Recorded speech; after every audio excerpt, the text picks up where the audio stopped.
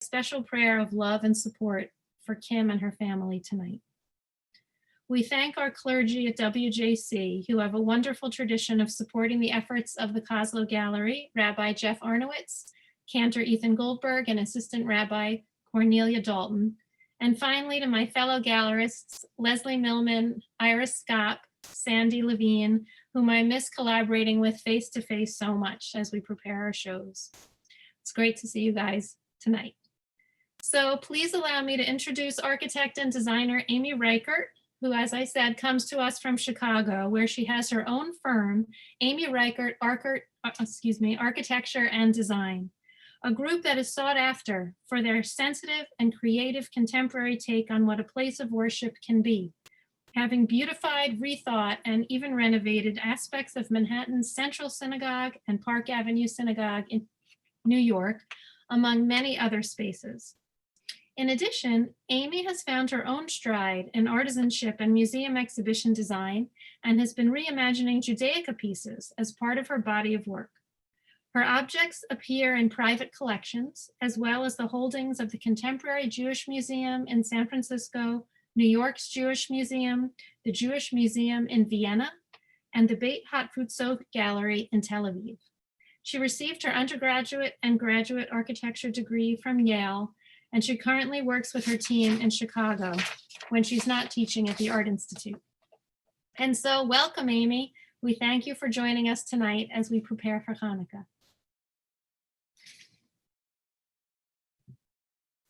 Sorry, I'll unmute. Thank you so much, Amy, and I miss working with you too in person.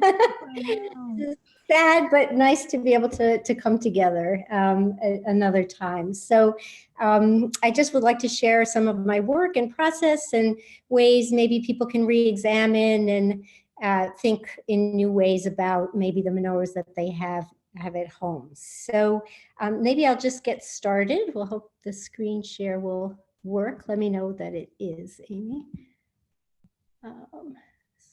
Yes, it's working great. So now I just have to play from start. Okay, is that full screen now? Yes. That great. Okay, and I'm going to lay out, I'd like to share just a couple of my own pieces, talk a little bit about ideas behind Hanukkah Design through the ages, and then I'm really happy to hear about your things that you have at home and open it up for discussion after a short presentation. So feel free to think about things to ask, and I'd love to hear your comments as well.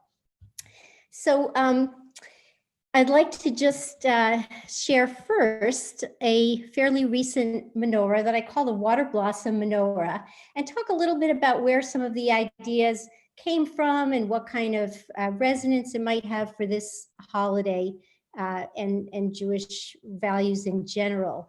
As I mentioned in a comment from the October presentation, which dealt with Sukkot, the creative process is not very straightforward. I have a place where I always start, which is with Jewish texts, and I deeply feel that our Jewish visual tradition should have the sophistication and beauty and depth that our literary interpretive tradition has. So that's sort of always my goal, but I always start with Jewish learning, looking at texts about the events around an object, what the tradition has been, what the halachic or ritual requirements are that guide the design and execution of these objects. And so there's a lot usually to plow through. The Torah gives us a lot of hints and ideas. And then of course we have this amazing tradition starting with Talmudic interpretation, which contains all kinds of opinions, often conflicting ones, as we know from any encounter with Jewish groups. There are always 10 different opinions, but somehow out of that tug of war with the different schools of thought, a lot of creative impulses can emerge. So this menorah is set in a glass bowl of water. And to tell you the truth, I'll just skip to the next slide. The idea for the water as a sort of bath below candles came when I was visiting European Cathedral, I can't remember exactly where, several years ago. And I was really impressed with this idea that these candles are lit by people who come to worship or visit the church. And then they're left pretty much unattended, until they burn out. So a safe way of doing that, which has the added benefit of reflecting the light and sort of doubling the impact of the candles, is this very clever, very low-tech pool of water that they're set in. So I thought, well, that would be a really cool idea for a menorah. It would double the light and also be a kind of safe and clean way for the menorah to sort of sizzle out. Although, of course, I don't recommend that anything be left unattended. So when the candles burn down, the water level is at the very bottom of the candle, so they just sizzle out. And it also avoids that sort of waxy mess that you usually get on your menorah, because you just kind of skim it like a swimming pool when the holiday is done. So the architect in me is always trying to solve the practical problem, as well as the Judaica artist trying to solve the more poetic charge set by these objects.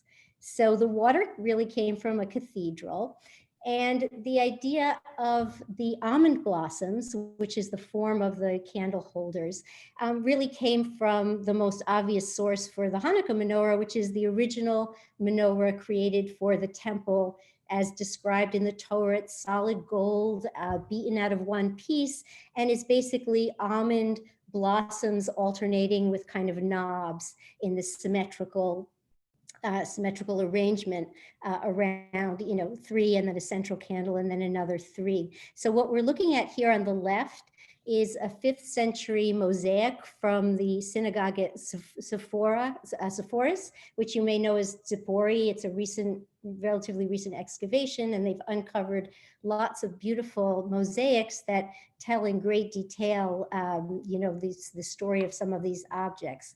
On the right is the famous frieze from the Arch of Titus, showing the triumphant conquerors of Jerusalem and Israel carrying the menorah, the symbol of the Jewish people, from the temple as part of their booty and spoils of war.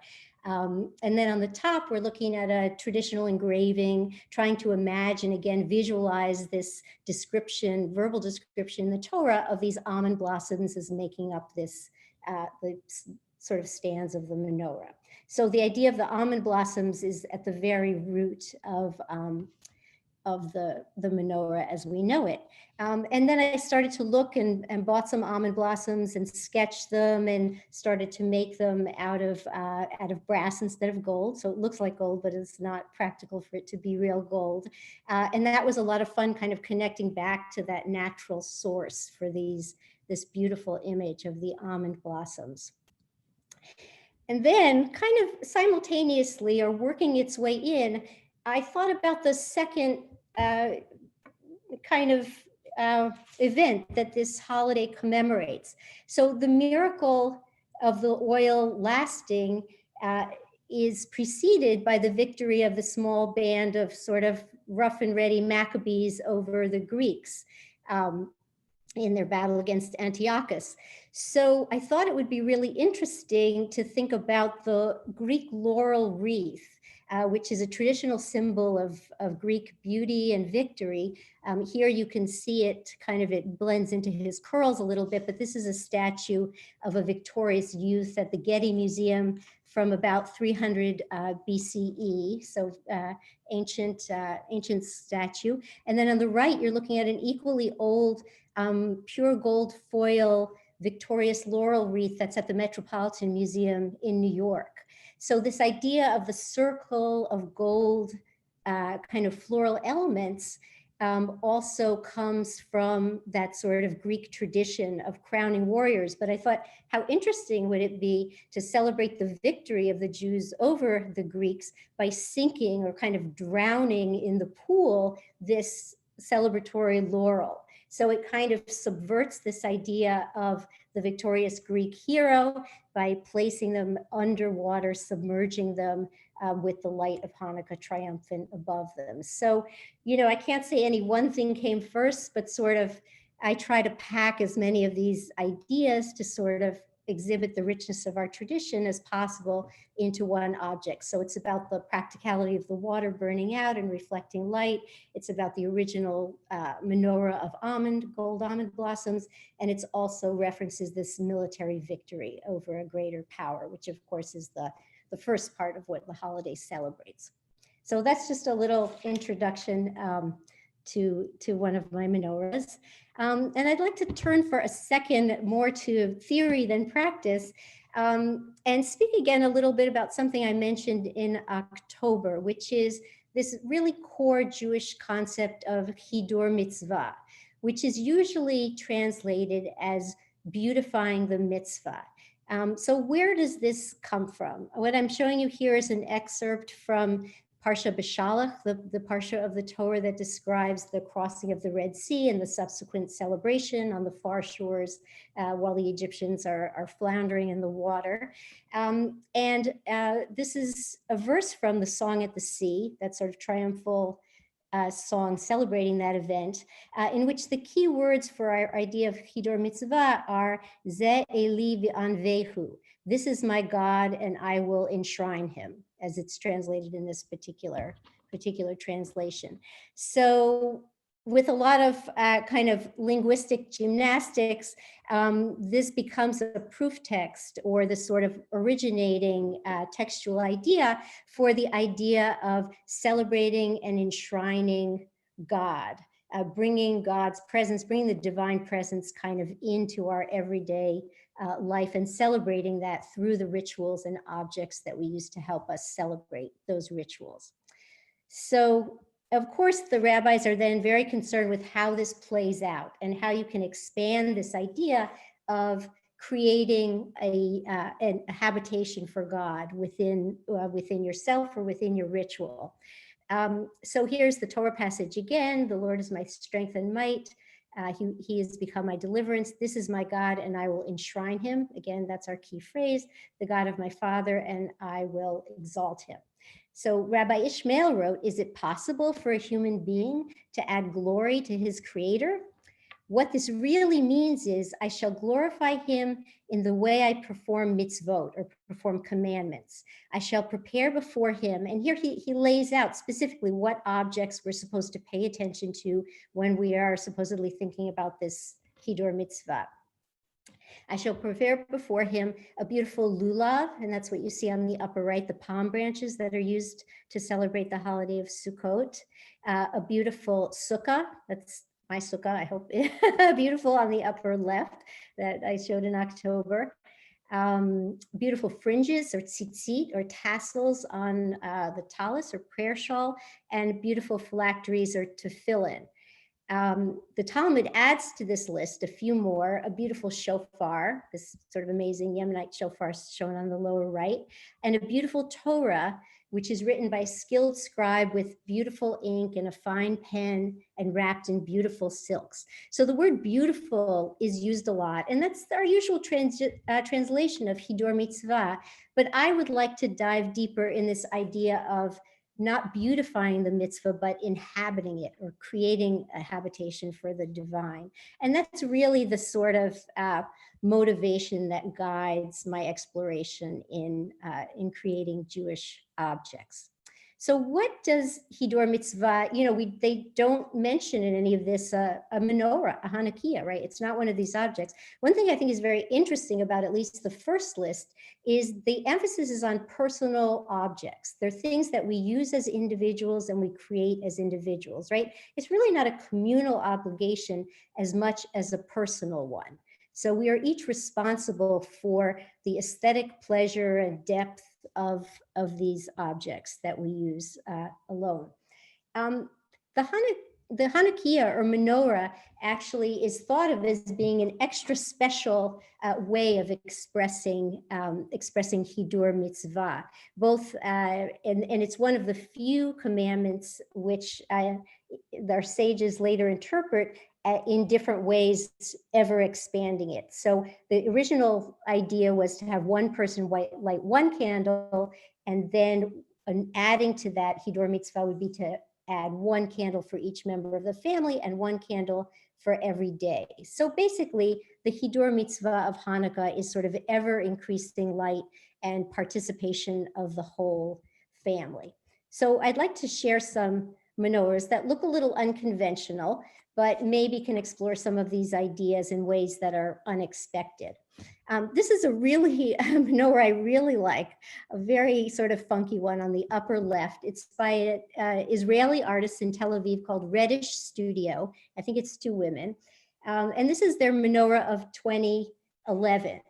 So what they would do to make this menorah is go to the various flea markets in Israeli cities and pick up these kind of orphaned candlesticks, right? And it being Israel, they probably were orphaned Shabbat candles for the most part. So they were objects with a kind of history and resonance that had been sort of tossed on the wayside. And by rescuing these and having a sort of conversation between them across time, they were really expressing what they felt was a kind of unifying force of the community through these objects. So they took these random flea market finds and created this wonderful structure to hold them. So everyone is different.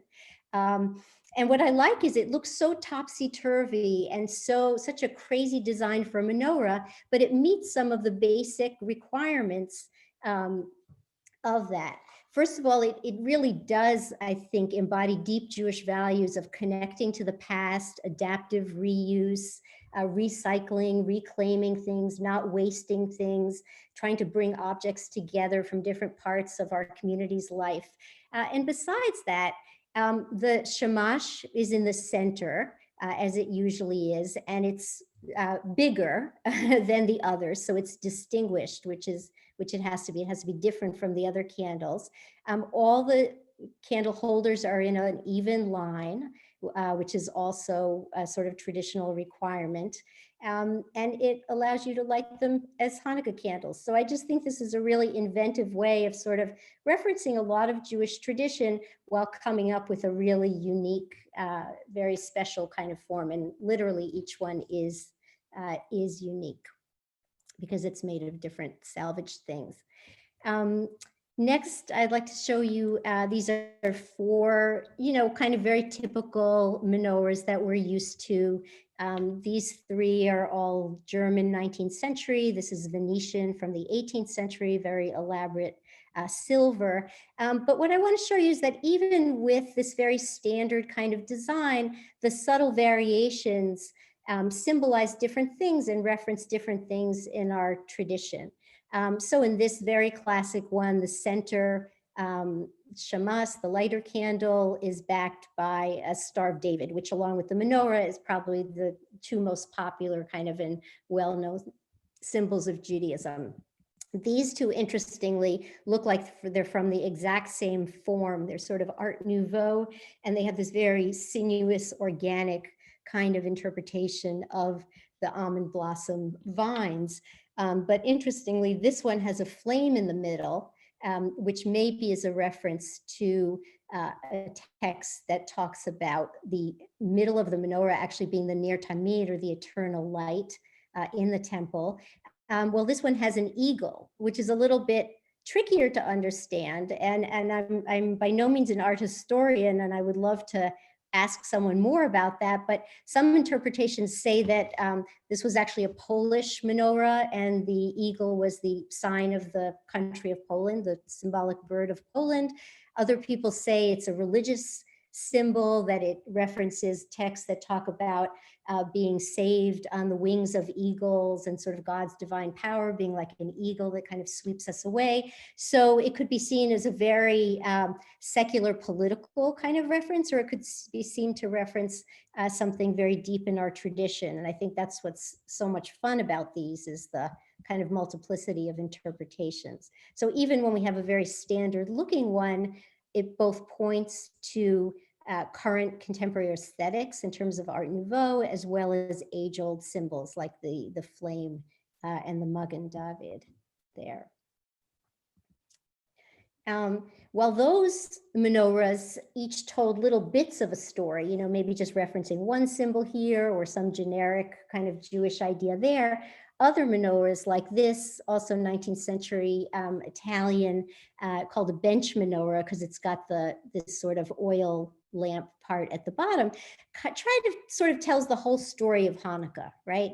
So you've got the hand of God literally coming out from the little cloud with an amphora of oil, like the found amphora in by the Maccabees that they used to light the menorah. You have your 7-branch temple menorah with the oil flowing. You have 2 columns, which in synagogue architecture and Judaica almost always stand for the 2 columns of the temple design in Jerusalem.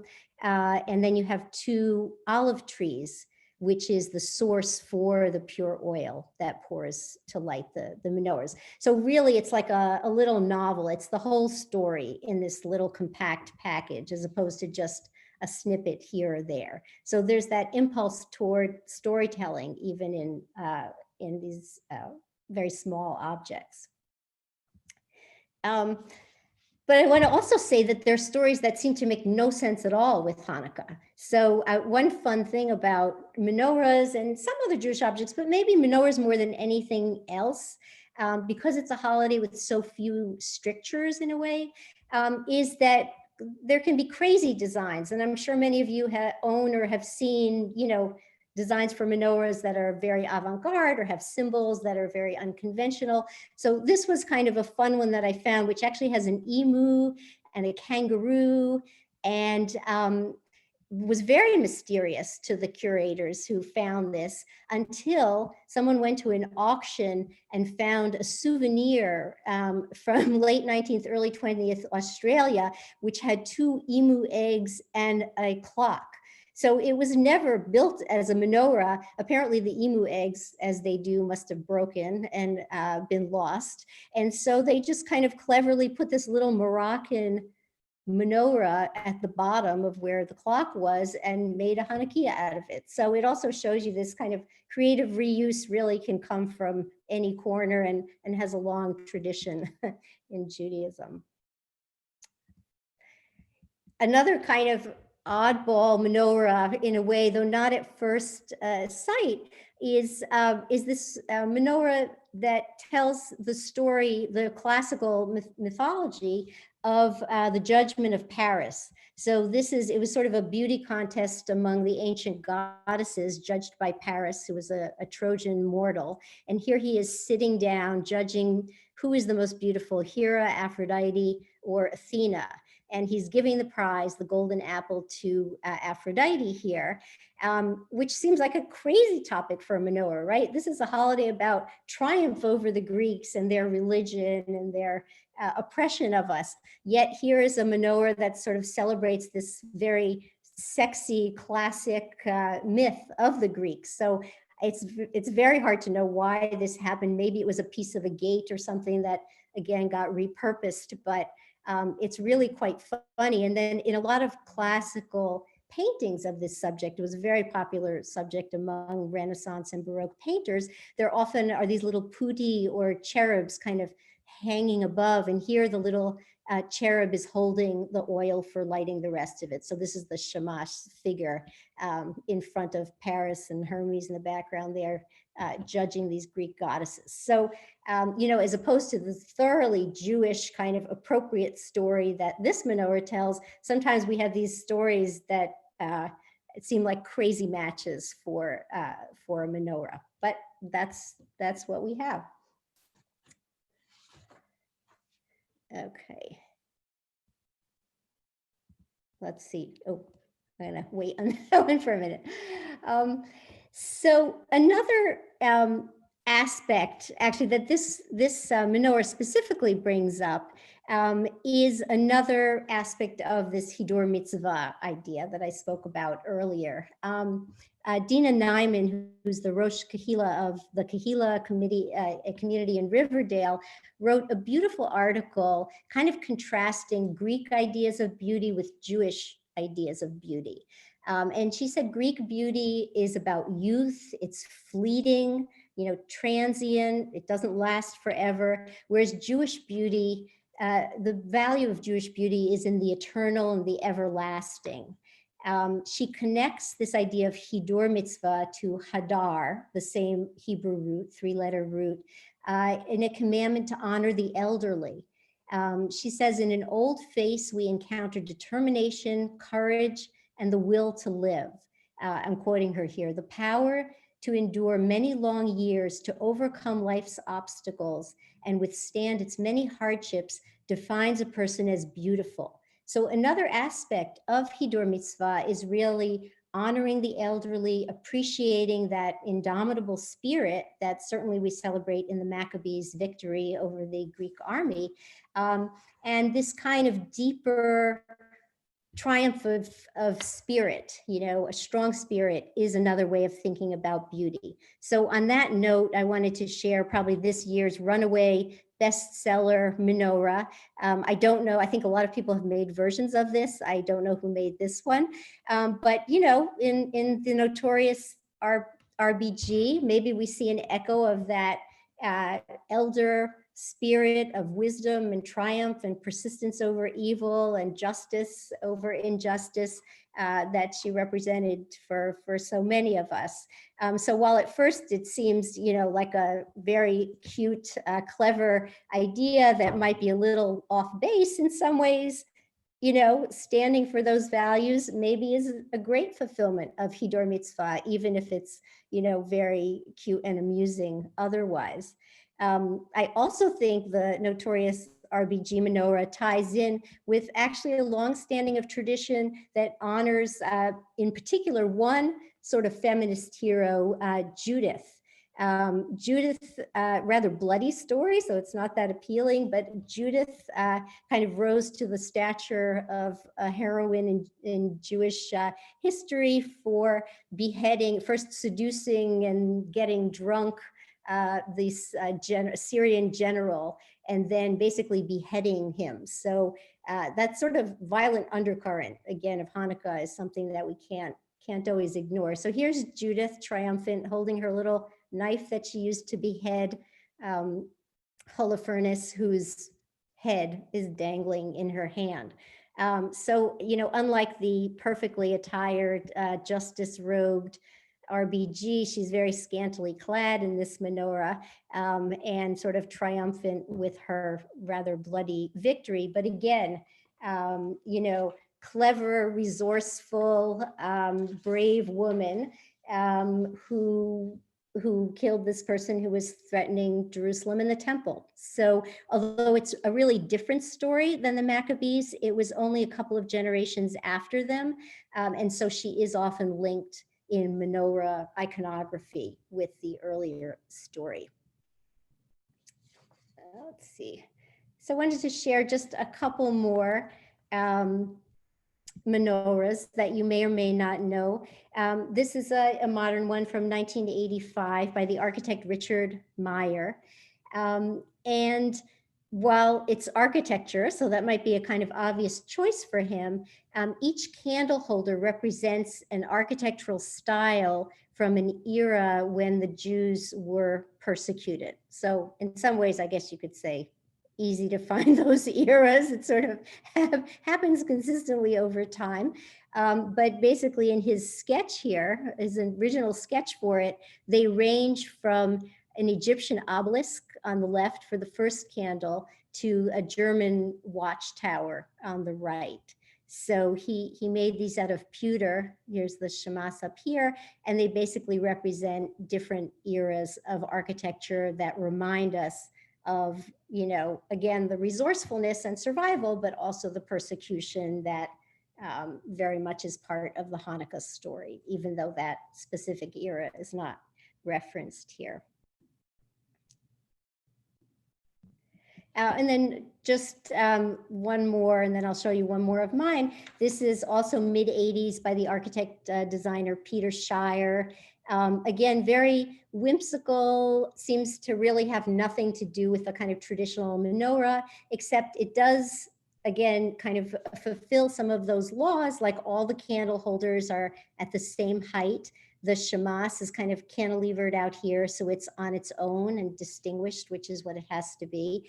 And he incorporates two little dreidels, other objects associated with the holiday, in this very whimsical kind of deconstructed, postmodern kind of design. So, you know, menorahs have taken every kind of form and used every kind of visual language since they began.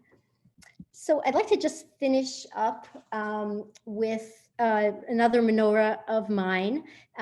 This is called the Jerusalem Modern Lights Menorah.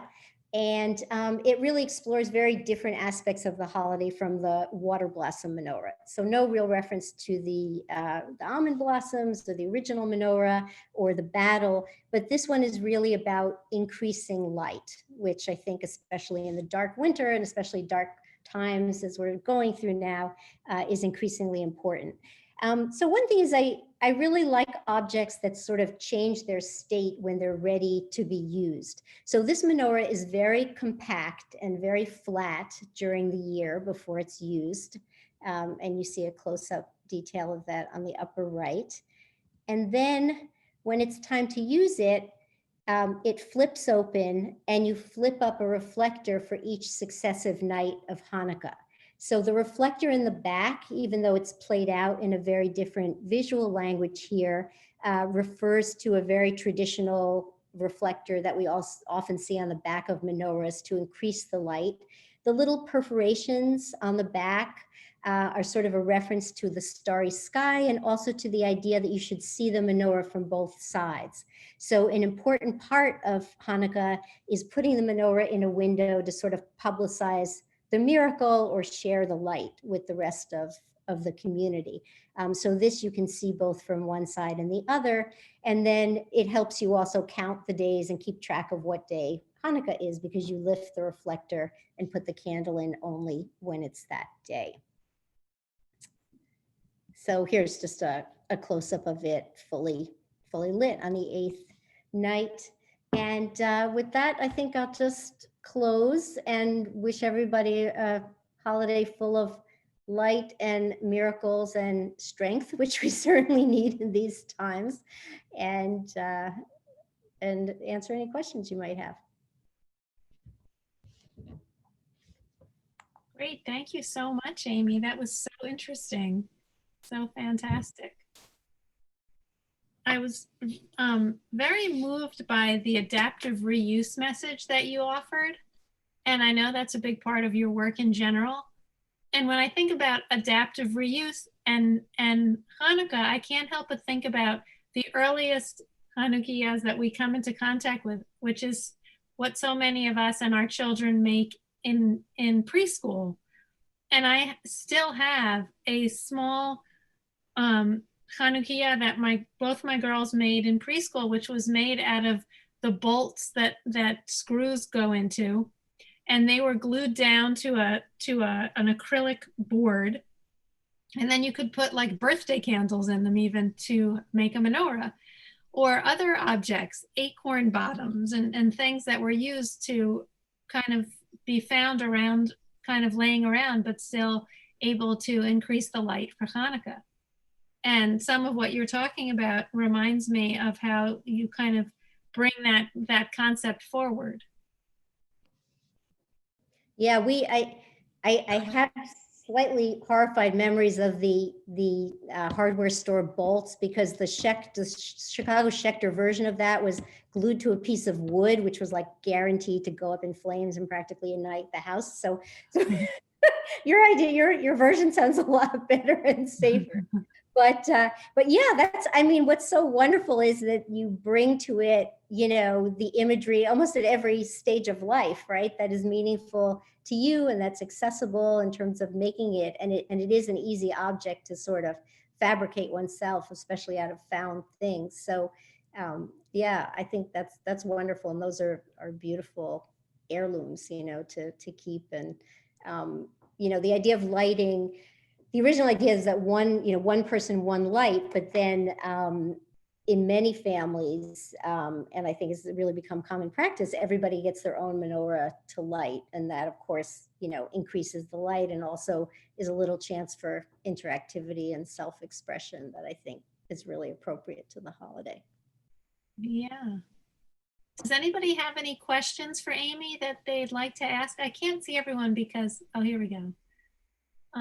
That they'd like to ask. You can just unmute yourself if you do and jump right in.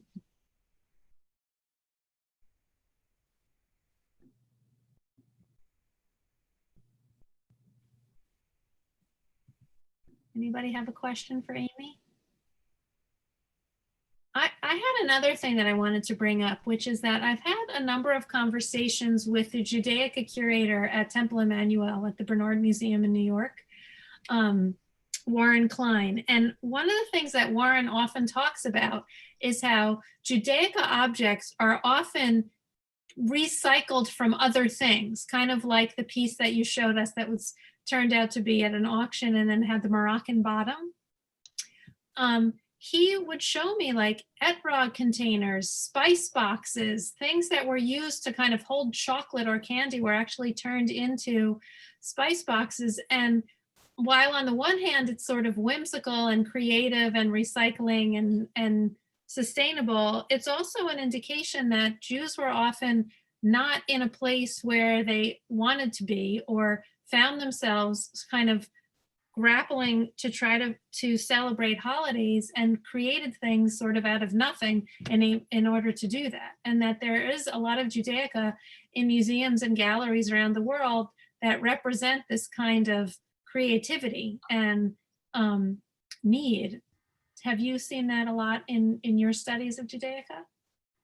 Yeah, I think, I mean, it reminds me that we have the tradition for that goes back to almost the very, very earliest communal building project, right? The Mishkan, the tabernacle in the desert, that was sort of the first communal capital building project for the Jewish people. To create a moving tabernacle that would travel with them, really came from, the women tossed their earrings in, and there was some spoil from the Egyptians. So things were kind of beaten or melted down and kind of reformed into, the central kind of piece of Judaica in our tradition. So that, from the very beginning, there's been this idea of kind of, recycling and adaptive reuse. And I think what you're saying is really true. I mean, our tradition, we have very strong kind of rules and regulations and traditions of parameters of where we can't go with certain objects, but many aspects of them can be kind of cobbled together. And we certainly are influenced in terms of style. Synagogue architecture always reflects the Gothic, the Art Nouveau, the modernism around it. And we've also often taken great ideas from other cultures in terms of artistic traditions and techniques. So sometimes I think it's out of a dearth of material or resources. And sometimes I think it's just a creative assimilation of what's around us to sort of make it our own. So I think it can take many different forms, but I think it's definitely a huge part of our visual tradition. Yeah, and I know you've said in other talks you've given about your travels and you're seeing places of worship around the world and how some of the elements that they use, you find yourself feeling that they work with some of the work that you do. And I could see that in even these two ritual objects that you shared with us tonight, kind of as you explained too, that you saw the candles lit in the cathedral. Where did you say it was? Vienna? I can't remember, honestly. I think it was a French cathedral, but French. And so that's kind of, I also like the idea of how overlapping it is from culture and religion to religion, and how this use of light, and of course we see all the Christmas lights going up around us, and how this celebration of light is something that's universal too. They have different origins and different stories, but it's interesting to see how you use some of your experience and your travel and your understanding of other cultures when you do this.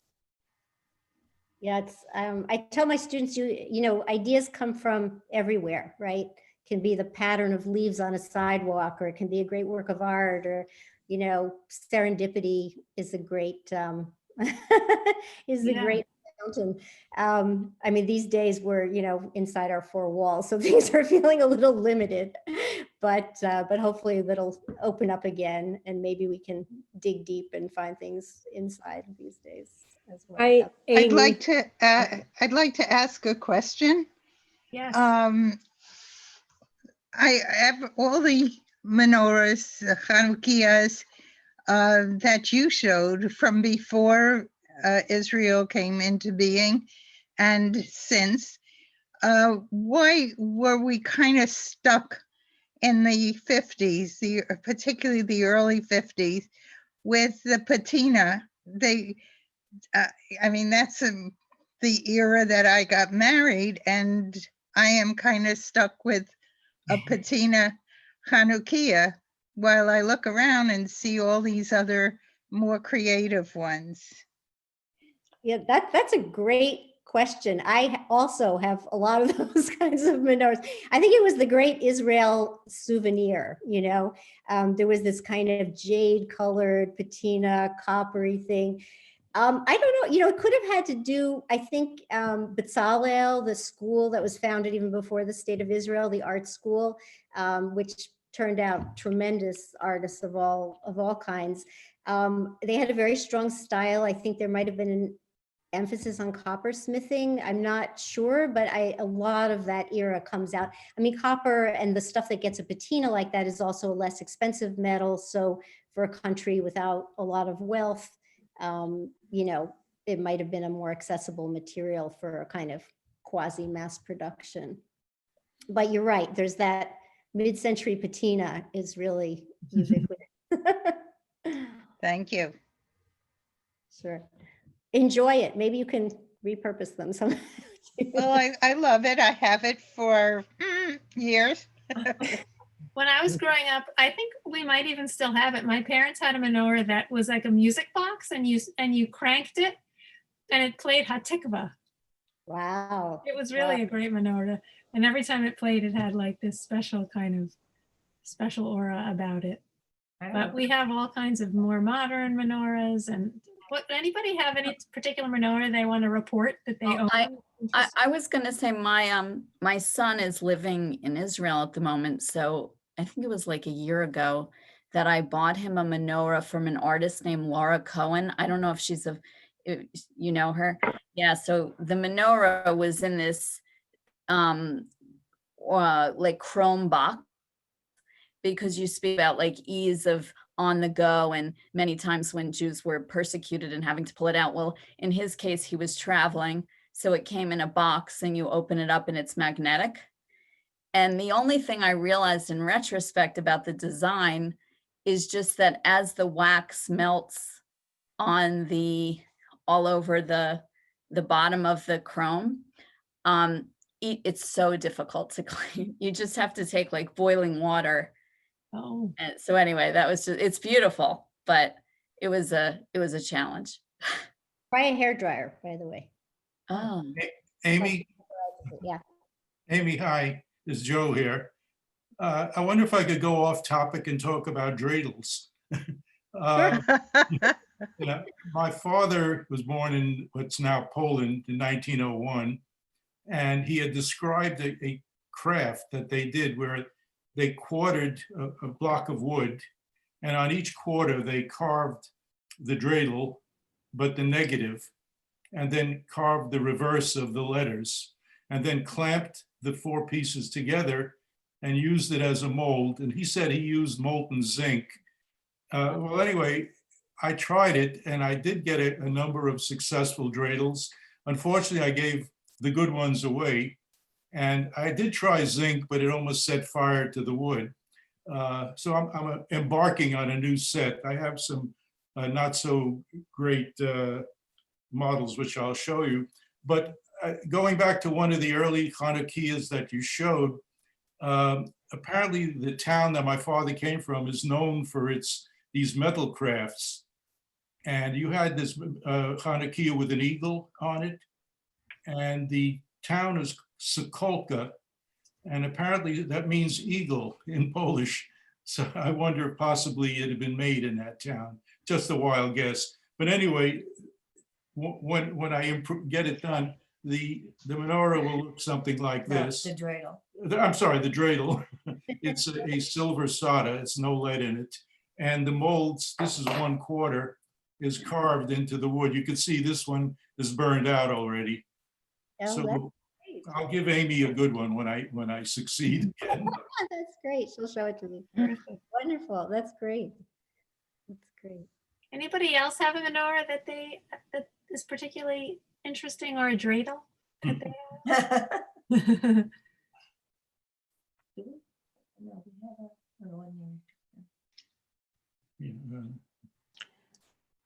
have? I have a question. It's Laura. I have many menorahs and dreidels, but my question these days is, despite the fact that you don't light it with a candle, maybe Amy can recommend a really great outdoor electric lighted menorah that, just to kind of like brighten up everything. And also I'm getting really, I guess I'm tempted by the Christmas lights, frankly. And there's so many different lights that you can get these days. So do you have any recommendations? Oh, I'm afraid I really don't know anything about that. I'm sure it can't be too hard I'm sure you've trawled online and found a bunch of things. I really don't know any. I know, the outdoor thing, if you wanted to do with real candles, they sell these glass boxes, and that's very popular in Israel, where people put it right outside their door. But that's a different, that would be a real menorah. But those could be really beautiful outside. But I'm afraid I don't know anything about the electric ones. It feels like there would be a market this season for that, so people can have, Hanukkah celebrations with people outside their bubble outdoors. Maybe they'll make use of the same kind of Christmas lights that the trees have that are decorated outdoors and can withstand weather. Maybe they'll use the same type of lights to build those. I know, like, places Rope like lights. God who build those giant menorahs have something that they use. Using rope lights. Yeah, something like that.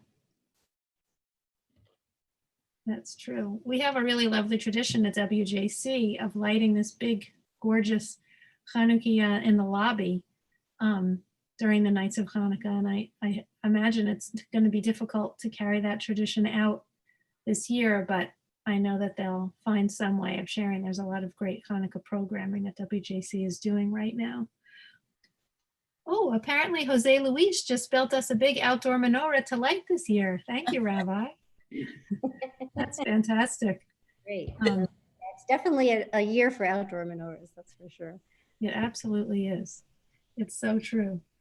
And so I think that it would be a great way also to kind of remind our outer community of some of the lovely celebratory traditions that we try to keep continuing even as we suffer the spoils of this time and we're here inside and not able to congregate. Yeah, but that message of that Dina Nyman spoke about the this beauty of Hanukkah being in this strength and perseverance and kind of, just making it through is very, rings very true today. So anybody have any last questions or thoughts they'd like to share? All right, well, I thank you all for joining us, and I thank you, Amy, so much. I encourage all of you to come take a look at her exhibition on the WJC Koslowe Gallery site. You can just click through and read all about the details and the backstory of her objects and of her greater designs. And I'll be in touch with our next exhibition plans for the winter and our next programs that I hope we'll be able to continue to do and bring them to you either this way or if we're lucky enough in person, but I imagine the next one will be virtual as well. But thank you again, Amy, and I wish you all a happy Hanukkah and a lovely and healthy December. Yes, everybody be well, stay well. Thank you. Thank you to both Amy's, our Thank you guest so much. and our hostess. We really appreciate. It's not easy to put together gallery programs right now, and it's very, very much appreciated. So thank you. Thank you, Rabbi. Nice to share it. Thank you, everybody. Yeah. Thank you so much. Thank you. Thanks. Right. Thank you all. Thank you. Thanks so much. Thank you so much. Bye. Good night. Good night. Good night. Thank you. Good night. Yeah, we can hit leave.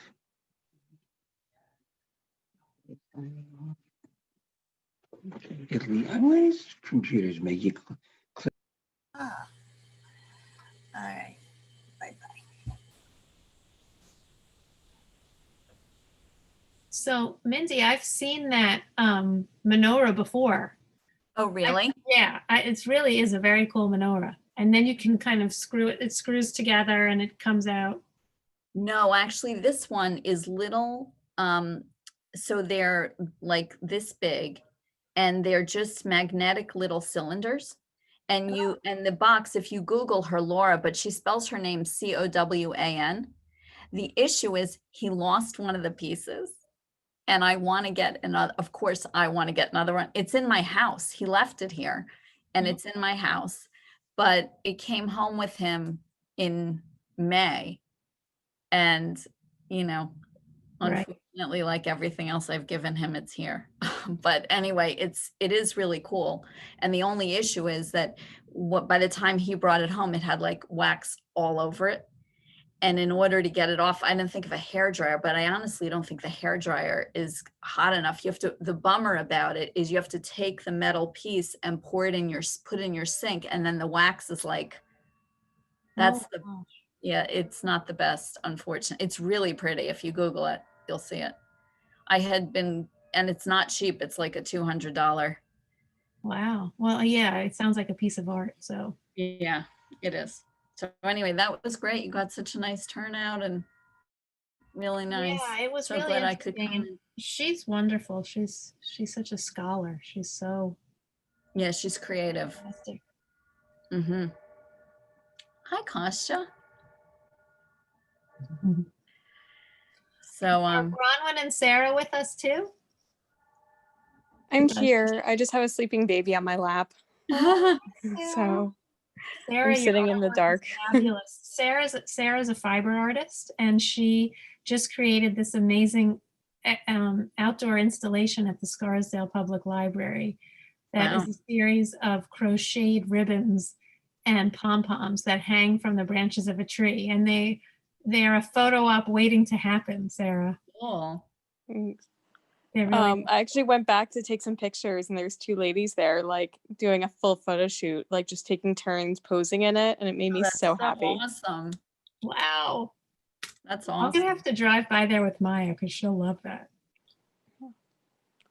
Really I great. actually have a fiber art installation idea for next week that I wanted to talk to you about. Like, you know, I'll talk to you tomorrow. Oh, But great. a Hanukkah themed one. It's So I wonderful just- that you're able to work with your two adorable babies. Yeah, I have no idea if I can actually get this done in a week. Well, you have the talent. Just a matter of having the time, and who knows if you yeah, will. Every day the you time and the place to put it. So, but this was wonderful. I'm gonna go before I wake up anyone. But thank you so much. email me.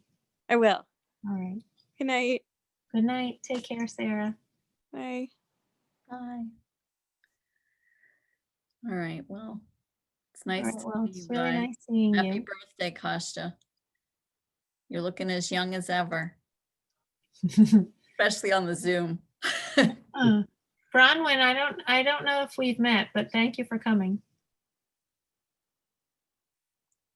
Maybe she's cleaning her menorah, getting it ready for Hanukkah. Yeah. All right. I love you guys. Really nice, Aim. Great to see you. Nice to see you Thank you too. for coming. Thanks for having me. And thanks very much, Allie, for your help and for recording.